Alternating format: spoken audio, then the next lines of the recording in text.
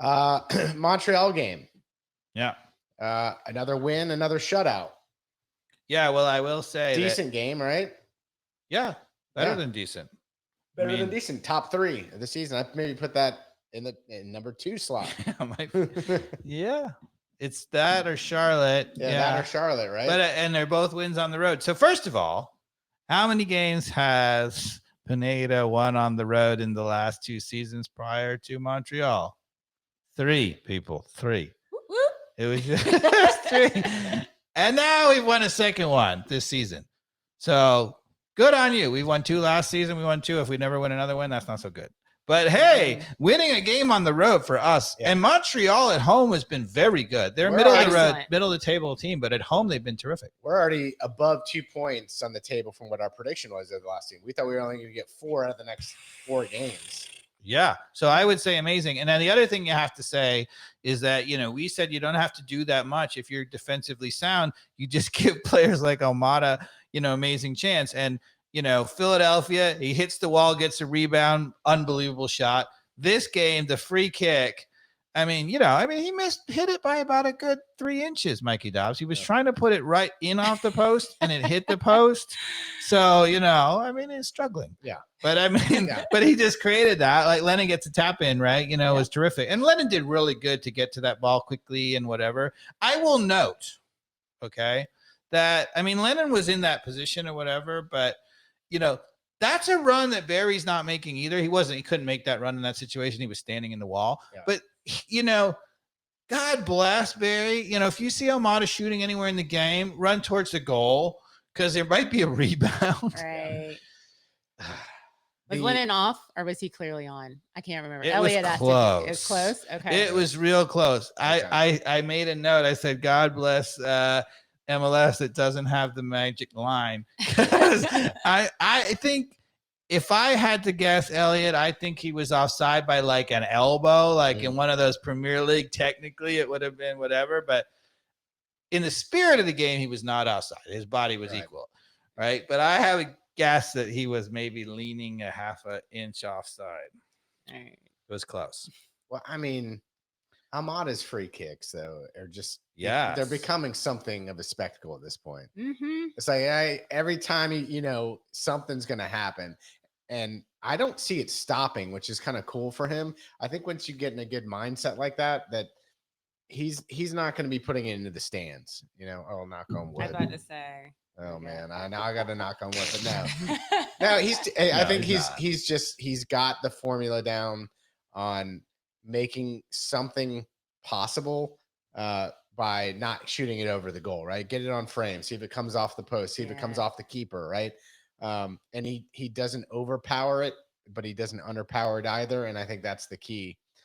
In that Philadelphia game, right? Like I remember when he drew the foul, I was like, oh man, that sucks because it's too close to the top of the box. Like that's not a good angle for him. I was like, he can't score this because even Almada can't get it up and over that wall. Yeah. And he did. He just banged it into the wall and then rebound shot it in. I was like, I didn't see that coming.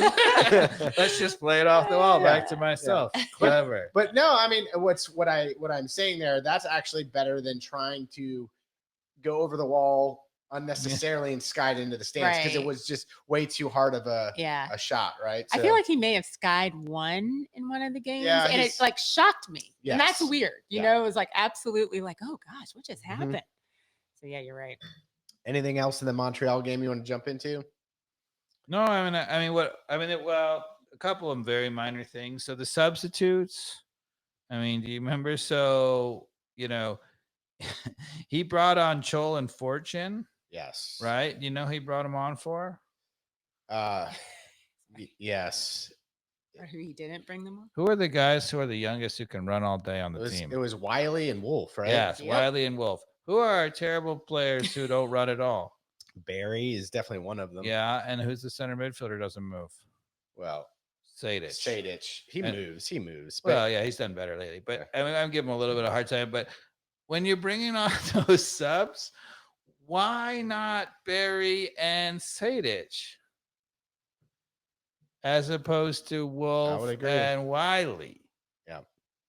Well, definitely Barry. I mean, that's clear. Well, Maybe Wolf could have come out. He 'cause wasn't loves. his best. He I mean, loves Barry never tracks back. No, Ever. never Like, pressures the no. ball. Never. I mean, that is what drives me, because like if I'm going to have the reluctancy of, just watch Almada, if he's going to go to breakaway and not actually sprint with my heart after him to try to help him, at least I'm going to try to get back and help my team on, a couple moments when, I just watch the guy dribble up the sideline. No, I'll try to help my wing back, like put pressure on him. And, that's what I'm saying at 48. And I can do better. I can do better. I have to say, and I hate to be critical of a kid this young, but so they had one chance to score really in the whole game, right? It was our old buddy George Campbell, of all things, cut it in from the left back and zinged it right. He over zinged the it and post. didn't miss by like more than a foot, right? Yep. On that play, it was Fortune who was trying to match up with him and block it. Mm-hmm. It was about 5 yards outside the 18. It was somewhere in the 23-yard range or something like that. Exactly, yeah. Right? Fortune is standing there trying to, why he didn't block that shot? Who thinks that Fortune is not quicker than George Campbell? I don't know. I mean, he's definitely quicker. He's quick. Yeah. Fortune is standing 4 yards outside of our own 18, and he's defending with his hands behind the back. Right. Outside the box? Outside the box. Yeah. When you're outside the box, people, you defend. If it hits your arm, which is not good, it's still just a free kick. To his credit, though, that is partly the fault of the whole handball rule right now. Oh God! Is forcing all the players to play with their hands behind their back. They're training that into people at such a young age. But outside now. The box. Well, you don't. That should only be reserved for inside the box. It the box. becomes habit, though. Yeah, that's what I think. But so. It's really bad. That is because it really prevented him from in my opinion, if he wasn't trying to defend like that, he probably quick enough. He probably blocks that shot. Yeah.